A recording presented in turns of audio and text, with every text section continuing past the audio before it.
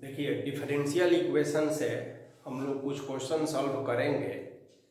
तो differential equation के question को सॉल्व करने के लिए उसके फॉर्म की पहचान जरूरी है, तब जो है प्रॉपर मेथड का यूज करके सॉल्व कर सकते हैं। क्वेश्चन जो पूछा जाता है बोर्ड एग्जाम में, तो उसमें फॉर्म नहीं दिया रहता है कि ये किस टाइप का डिफरेंशियल इक्वेशन है, तो आपको अपने से पहचानना है और फिर उसके अकॉर्डिंग सॉल्व करना है। तो आइए हम कुछ डिफरेंशियल इक्वेशन को देखते हैं। देखिए, पहला जो डिफरेंशियल इक्वेशन है, तो सबसे पहले हम यह देखते हैं कि एक मेथड है वेरिएबल सेपरेबल। इसका अर्थ यह है कि डिफरेंशियल इक्वेशन में तो आप जानते ही हैं कि फर्स्ट ऑर्डर और फर्स्ट डिग्री का डिफरेंशियल इक्वेशन ही आपको पढ़ना है सॉल्यूशन। अब देखिए, तो dy है और dx है, तो जिस डिफरेंशियल इक्वेशन में dy के साथ केवल y वाला टर्म्स और dx के साथ केवल x वाला टर्म्स को आप लिख सके, तो वो differential equation variable separable method से सॉल्व हो जाता है। उसी को वेरिएबल सेपरेबल कहते हैं। तो आइए देखा जाए, पहला जो क्वेश्चन है हम लोगों का ये है dy dx। तो अभी तो देखने से लग रहा है कि dy के साथ केवल y वाला भेजना मुश्किल है। क्यों? क्योंकि यहाँ x इंटू वाई है। ठीक है, तो क्या करेंगे, आइए देखिए। और सब प्लस के रूप में है, यहाँ प्लस है यहाँ माइनस है, तो थोड़ा हम काम करते हैं इसमें। क्या? तो dy dx ले लेते हैं, 1 माइनस एक्स लेते हैं। अब देखिए, इस दोनों में y कॉमन है, तो यहाँ 1 माइनस एक्स हो गया। अब आप देखते हैं क्या कि 1 माइनस एक्स यहाँ भी है यहाँ भी है, तो यहाँ क्या हो गया 1 प्लस वाई, और ये जैसे था वैसे लिख दिए। और प्रोडक्ट के रूप में जब आ गया, तो अब इधर उधर भेजना आसान हो गया। देखिए, हमको करना क्या है कि dy को ऐसे ही रखिए, ई वाई का टर्म्स है, तो 1 प्लस वाई को इधर भेज दीजिए और 1 माइनस एक्स को इधर रखिए और इस dx को ऐसा भेज दीजिए। बस हो गया, dy के साथ केवल y वाला टर्म्स और dy dx के साथ केवल x वाला टर्म्स हो गया। अब इसके बाद अगला आपका स्टेप होगा इंटीग्रेटिंग बोथ साइड्स। अब आप भूल जाइए कि यह डिफरेंशियल इक्वेशन है, अब यह एक इंटीग्रेशन है।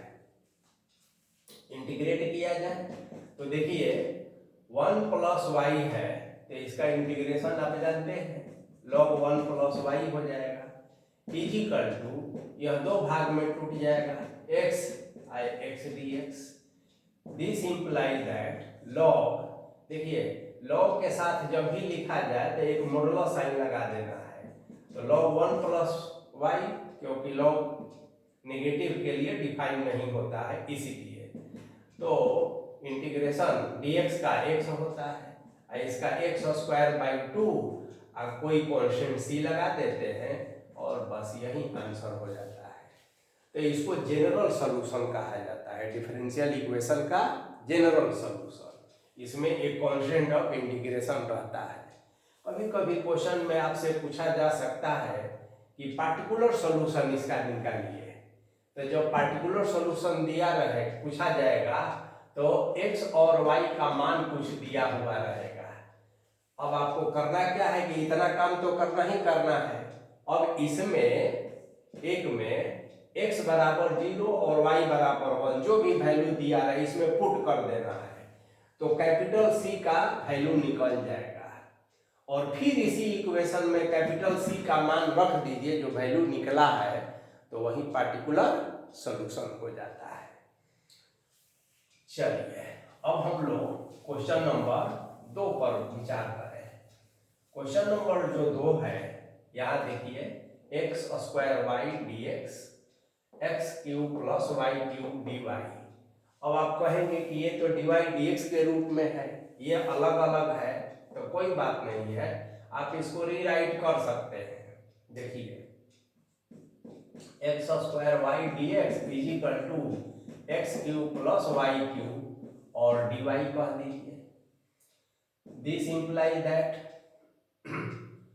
X square y by x cube plus y cube इधर कर दीजिए इसको, और डी डी वाई को इधर dx कह दीजिए। अब आप इसको ऐसे भी लिख सकते हैं, देखिए dy dx is equal to x square y by x cube plus y cube. तो इस फॉर्मेट में आ गया। अब आप देखेंगे कि dy के साथ केवल y वाला टर्म्स और dx के साथ केवल x वाला टर्म्स इसमें भेजना संभव नहीं है, तो यह अब वेरिएबल सेपरेबल से नहीं बनेगा। तो अब अगला एक फॉर्म है जिसको कहा जाता है होमोजीनियस डिफरेंशियल इक्वेशन। वो क्या होता है कि डिफरेंशियल इक्वेशन के में जितने भी टर्म्स इन्वॉल्व हैं dy dx को छोड़कर, तो सबका जो ऑर्डर है ना, तो पावर है वो इक्वल हो जाए, तो उसे डिफरेंशियल इक्वेशन कहते हैं। अब जैसे यहाँ देखिए डेनोमिनेटर जो है और तो 3 है, यहाँ भी 3 है, तो इसका 3 हो गया प्लस में है, और यहाँ इंटू में है तो इंटू वाला भी ऐड हो जाता है, यहाँ 3 ऐड नहीं होगा। और यहाँ पर जैसे देखिए x cube plus y cube, तो 3 है ना, इसका जैसे क्वाड्रेटिक होता है, क्यूबिक होता है, उसी तरह से यहाँ x2 है, यहाँ 1 है, तो 2 और 1 मिलके 3, यानी कि इसका जो पावर है इक्वल है, तो ये होमोजीनियस हो गया। अब कभी कभी ऐसा क्वेश्चन दे देता है कि इस तरह से आप देखकर नहीं बता सकते हैं, तो देखिए एक टेस्ट का तरीका है, क्या है कि x के जगह पर आप tx ले लीजिए और y के जगह पर आप ty, अब इसी को इसमें पुट कर दीजिए, तो देखिए tx का होल स्क्वायर और ty और फिर tx का होल क्यूब प्लस ty का होल क्यूब। अब आप देखेंगे कि टी स्क्वायर और टी मिल के टी क्यूब हो गया, और यहाँ एक्स स्क्वायर वाई ये रह गया, टी क्यू यहाँ कॉमन हो गया, और यहाँ x cube plus y cube हो गया। अब ये टी क्यू कैंसिल हो गया, तो फिर से जो फंक्शन था वहीं का वहीं रह गया, तो इसका मतलब है कि यह होमोजीनियस है। तो ये टेस्ट करने का तरीका है। तो जहां आप देखकर नहीं अगर समझ में आ रहा हो तो आप टेस्ट करके देख सकते हैं कि होमोजीनियस है या नहीं है। तो चलिए, तो ये हम लोग टेस्ट कर लिए। ये जो सेकेंड नंबर का क्वेश्चन है इसको सॉल्व करना है, तो ये कैसा है, होमोजीनियस। तो यहाँ आप एक बार ब्रैकेट में लिख दीजिए होमोजीनियस डिफरेंशियल इक्वेशन। अब देखिए इसको बनाने का तरीका क्या है, इस सब्स्टिट्यूशन से बनाते हैं, put y is equal to v x.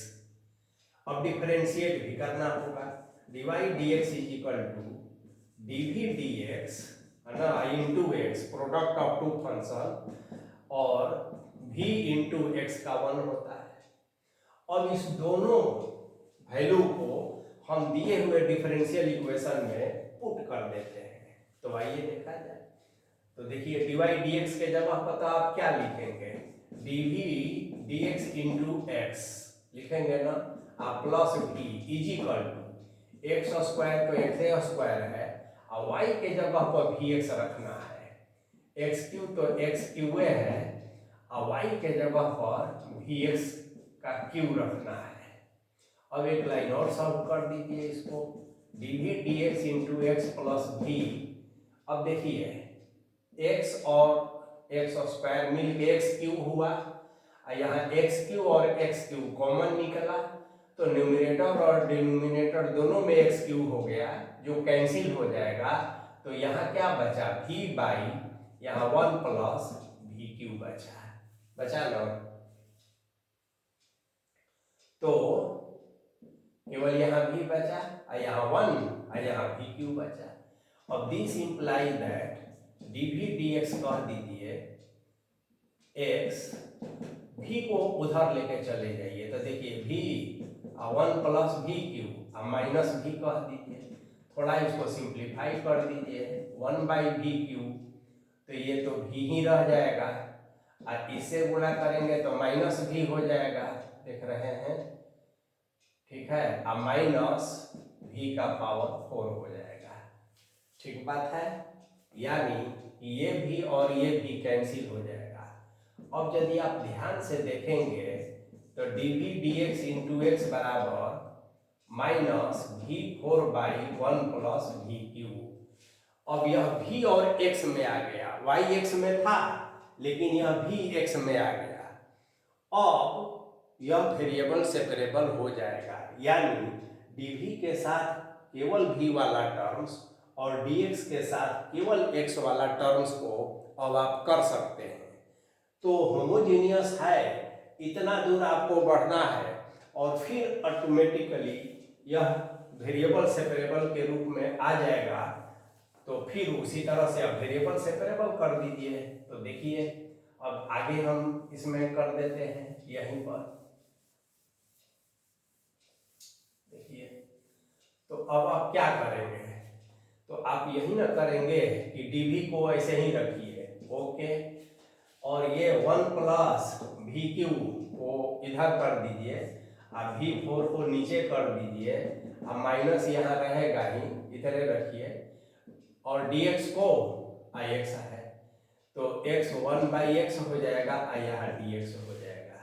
अब देखिए dv के साथ केवल v वाला टर्म्स और dx के साथ केवल x वाला टर्म्स है, बस अब इसी को आप इंटीग्रेट कर दीजिए, तो देखिए बहुत अच्छा रिजल्ट आ जाएगा। इसका इंटीग्रेशन आप करेंगे तो देखिए क्या होगा, 1 by v4 dv plus we Q by v4 dv, अलग अलग सेपरेट कर दिए, इसका तो माइनस सीधे लिख दीजिए log x plus c, okay, 1 by x का होता है, माइनस बाहर निकल गया। अब इसका तो v को ऊपर चढ़ाएंगे तो -4 हो जाएगा ना, तो इसका हो जाता है v -4 plus 1 by -4 plus 1 x to the power n का जो इंटीग्रेशन होता है, और यहाँ पर v भी q है तो एक खाली v बचेगा, तो 1 बाई v का log v होता है, तो यहाँ log v कह दीजिए, is equal to minus log x है ना, x को मॉडुलस में कर देंगे आप प्लस c कह देंगे। अब देखिए v आपका माना हुआ है, v तो क्वेश्चन में था नहीं, y इज इक्वल टू आपने vx माना, इसलिए v is equal to y by x अब आपको सब्स्टिट्यूट करना होगा, यह भी ध्यान में रखना है। तो अब आपका ये जो रिजल्ट है तो कैसा हो गया, तो हो गया कि -1 बाई 3 अब v का पावर, ठीक है, -3, तो ऐसा कर देते हैं कि v का पावर 3 को नीचे कर देते हैं, और अब यहीं पर v का वैल्यू भी रख दिया जाए, तो देखिए तो हम यहाँ अब y बाई एक्स का पावर q रख दिए, अब प्लस लॉग है ना जो v है मॉडुलस में, तो y बाई एक्स रख दिए, ठीक है, is equal to minus log x plus c कह दिए, तो यही आपका आंसर हो गया। अब देखिए आंसर को आप सिंपलेस्ट फॉर्म में लिख सकते हैं, दाएं बाएं जो भी करना चाहे कर सकते हैं। अब यहाँ पर सोचेंगे कि और क्या किया जा सकता है, तो ये तो प्रैक्टिस के ऊपर निर्भर करता है, आप देखिए क्या कर सकते हैं, थोड़ा सा देख लिया जाए। तो देखिए ये तो हो जाएगा माइनस एक्स क्यू ऊपर हो जाएगा, चला जाएगा, और 3y³ हो जाएगा नीचे में, और यहाँ हो जाएगा log mod x m by n, तो log m माइनस n होता है, और is equal to minus log x plus c, ऐसे होगा। अब आप देखेंगे कि ये और ये कैंसिल हो गया, ठीक है, तो दिस इंप्लाई दैट। अब आप किसी भी तरह से इसको लिख सकते हैं, एक कैंसिल हुआ तो अब लिख सकते हैं आप log is equal to c plus x cube by 3y cube, ऐसा लिख सकते हैं। दूसरा तरीका यह भी है कि जो कांस्टेंट c है इसको आप log c भी लिख सकते हैं, तो यहाँ log c हो जाएगा। तो आंसर को आप केवल सॉल्यूशन करना है, तो कोई पार्टिकुलर फॉर्म में लिखना जरूरी नहीं है। अधिक से अधिक आप सिंप्लीफाई कर दीजिए। जब अगर प्रूफ करने को आएगा तो प्रूफ करने को तो इसमें नहीं पूछा जाता है। तो चलिए हम लोग 2 क्वेश्चन बना लिए। अब आप तीसरा क्वेश्चन के बारे में देखिए। तो तीसरा क्वेश्चन देखने में तो लग रहा है कि बड़ा उटपटांग है, आपको पता करना भी मुश्किल लग रहा है, लेकिन आप धैर्य के साथ इसको देखिए क्वेश्चन के नेचर को। तो पहले आप इसको dy बाई dx के फॉर्मेट में लिख दीजिए। देखिए इज इक्वल टू तो ये है, नहीं भी रहता तो इसको दाएं बाएं करके किसी भी तरीका से, तो देखिए dy dx के फॉर्मेट में कैसे लिखिएगा, ये dy है, dx को इसके नीचे लेके आ जाएंगे और इसका इसके नीचे चला जाएगा, तो यानी कि y हो गया e का पावर x बाई y है, ठीक है। अब बाई क्या है, x e का पावर x बाई y है और प्लस y स्क्वायर है, ऐसे हो गया। अब देखिए क्या है कि x बाई y है। अब इसको देखा जाए पहले कि क्या यह होमोजीनियस है, ये टेस्ट करना होगा आपको कि क्या यह होमोजीनियस है अथवा नहीं। तो कैसे टेस्ट करेंगे, तो बस वही है। देखिए ये y into e to the power x dx plus x into e to the power x y, तो यहाँ y स्क्वायर नहीं y ये होगा, ठीक है ना, y। अब देखिए तो जैसा कि आपको मेथड हम बताए थे कि ये टी वाई, जहाँ जहाँ y है वहाँ टी वाई रख दीजिए, e का power t x by t y रख दीजिए, बाई x के जगह पर टी एक्स रख दीजिए, e का जगह पर t x by t y रख दीजिए और प्लस y के जगह पर टी वाई रख दीजिए। अब आप क्या देख रहे हैं, ये तो कोई अंतर पड़ेगा नहीं, टी टी कैंसिल हो गया, टी टी कैंसिल हो गया, फॉर्मेट वहीं बचा, ठीक है। अब यहाँ मिलाना है, तो यहाँ का टी यहाँ का टी कॉमन निकल गया और ये एक टी यहाँ भैया है, टी टी कैंसिल हो गया, फिर से वही रिजल्ट हमें मिल गया। तो इसका मतलब है कि यह होमोजीनियस है। अब होमोजीनियस है तो होमोजीनियस को बनाने का तरीका बताए थे कि y is equal to v x लेते हैं, तो यानी कि v is equal to y by x, यही ना होता है। लेकिन यहाँ पर क्वेश्चन अगर आप ध्यान से देखेंगे तो x बाई वाई है ना, तो x बाई वाई है, आप y बाई एक्स को अगर भी मानेंगे तो जहाँ जहाँ x बाई वाई है तो वहाँ आपको 1 बाई भी लेना पड़ेगा, तो कॉम्प्लिकेशन बढ़ जाएगा। तो इसलिए हम यहाँ पर उल्टा कर लेते हैं और क्या कर लेते हैं कि थोड़ा सा यहाँ भी चेंज कर लेते हैं। देखिए this implies that dx by dy नीचे का ऊपर और ऊपर का नीचे कर लेते हैं, उससे क्या फायदा होगा, सो देखिए अब इसको ऐसा कर लिए तो कोई अंतर नहीं पड़ा। और अब यहाँ पर पुट करेंगे x is equal to v y, x is equal to v y put करने से क्या फायदा होगा, तो v is equal to x by y, तो जहां जहां x बाई वाई है तो वहां v लिख देना है। अब इसको डिफरेंशिएट करेंगे, ठीक है, तो dx by dy with respect to y differentiate करेंगे, तो dv dy into y plus v, y का 1 होता है।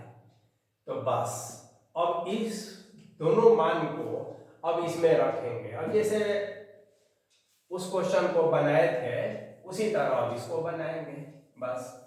तो देखिए मान रख दिया जाए, तो यहाँ x dy है तो इसको क्या रखते हैं आप, dv dy y plus v is equal to, और इसमें x तो x रखिए, देखिए x रखिए, e का पावर x बाई y को भी कहिए, y के जगह पर, हाँ x के जगह पर भी y रखना है, देख रहे हैं ना, x इज इक्वल टू भी y है, और y को सिर्फ y है कहिए, y है तो y को y रखिए, और e का पावर यहाँ भी कह दीजिए। तो अब देखिए आपका जो रिजल्ट है इस तरह से अब आ गया। अब आप देखेंगे क्या कि देखिए dv dy है ना, y, यहाँ देखिए y कॉमन है यहाँ, और नीचे एक y है, तो y कैंसिल हो गया, तो इसका मतलब है कि ऊपर बचा भी है ना, अब +1, ठीक है, और नीचे क्या बचा, y तो कैंसिल हो गया, e का पावर भी, और यह भी को इधर आप माइनस कह दीजिए। अब इसको थोड़ा सा और सिंप्लीफाई कीजिए, e का पावर भी, तो भी e का पावर भी आप +1 माइनस भी e का पावर भी, अब ये और ये कैंसिल हो गया, तो देखिए तो dv dy y is equal to 1 by e का पावर v हो गया। अब यह dv और dy में प्रॉब्लम हो गया क्वेश्चन, यानी कि अब वेरिएबल सेपरेबल आप कर सकते हैं, तो कर लिया जाए। तो देखिए dv के साथ e का पावर v अब इधर आ जाएगा, is equal to 1 by y dy हो जाएगा।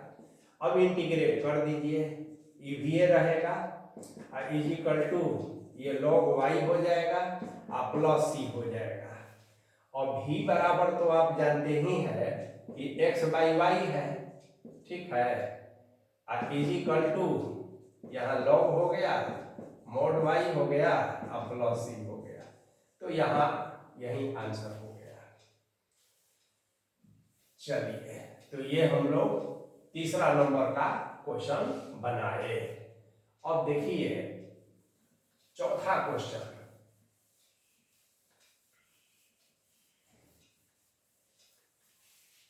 आप देखेंगे कि वेरिएबल सेपरेबल तो ये हो नहीं सकता है डायरेक्ट, और होमोजीनियस यह है नहीं, काहे नहीं है, देखने से भी नहीं है, और दूसरी बात है कि आप टेस्ट भी कर सकते हैं। dy dx को देखिए एक तरफ रख दीजिए, और बाकी तब x² minus y by x रखिए, अब x के जगह पर है ना dx रखिए, तो देखिए ये t² x² हो गया, माइनस ये dy बाई बोलिए dx हो गया, तो ये t² x² minus y by x हो गया। अब ये t कहाँ गया, खत्म तो नहीं हुआ, तो ये होमोजीनियस नहीं है। तो अब देखिए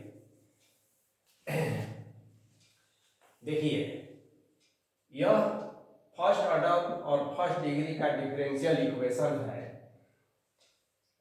तो एक फॉर्मेट होता है, याद रखना है आप लोगों को कि अगर dy dx plus py is equal to q type का सवाल हो, y है, देखिए y तो इसको y में लीनियर कहा जाता है, लीनियर इन y, तो इसका नाम होगा linear differential equation in y of first order and first degree.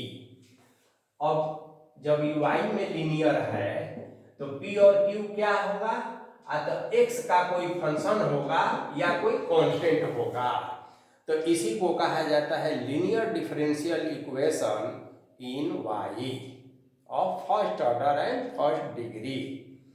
तो देखिए p और q या तो x का कोई फंक्शन होगा या कोई कांस्टेंट होगा।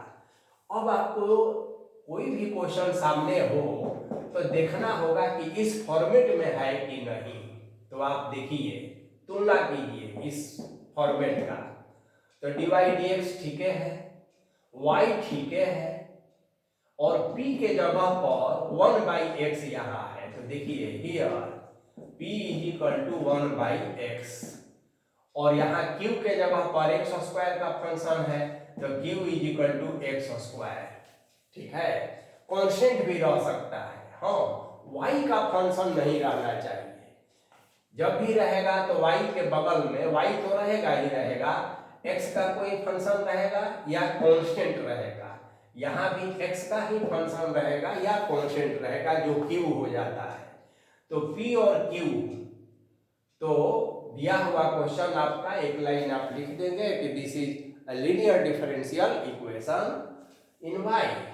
अब बनाना आसान है, इसको सॉल्व करने के लिए हमें एक इंटीग्रेटिंग फैक्टर की जरूरत है। इंटीग्रेटिंग फैक्टर, अब इंटीग्रेटिंग फैक्टर वो होता है जिससे कि जो हमारा डिफरेंशियल इक्वेशन को इंटीग्रेट हो जाए। तो IF से इसको सूचित किया जाता है, IF, और होता क्या है कि e का पावर p dx, यही फॉर्मूला होता है। जब यह y में लीनियर हो तब ये फॉर्मूला काम करेगा। तो देखिए e का पावर कह दिए, और p का वैल्यू आया है 1/x dx, ऐसे इंटीग्रेट करना है। तो इसका मतलब है कि e का पावर 1/x का क्या होता है, log x होता है, और बेस क्या होता है, तो बेस ये होता है, ये तो आप जानते हैं कैलकुलस में। अब e का पावर log बेस e खत्म हो जाता है और खाली यहाँ x बच जाता है, यानी कि इंटीग्रेटिंग फैक्टर आपका IF निकल गया कितना, x। तो हर क्वेश्चन में यही प्रक्रिया दोहराई जाएगी और इंटीग्रेटिंग फैक्टर पहले निकाला जाएगा। जब इंटीग्रेटिंग फैक्टर निकल गया तो सीधे अब आप लिख दीजिए सॉल्यूशन इज, तो y × IF, ये हमेशा याद रखना है, into integration of q × IF और dx, इसी को ध्यान में रखना है। अब देखिए सारा कुछ तो आपका निकला हुआ है, तो देखिए अब क्या हो जाएगा, सीधे सॉल्यूशन, इसलिए सॉल्यूशन,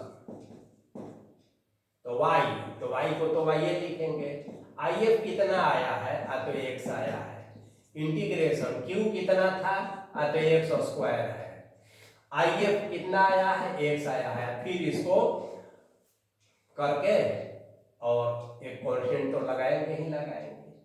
तो देखिए ये हो गया yx बराबर x³ का क्या होता है, x4/4 + c, यही हो गया आपका आंसर और जनरल सॉल्यूशन हो गया।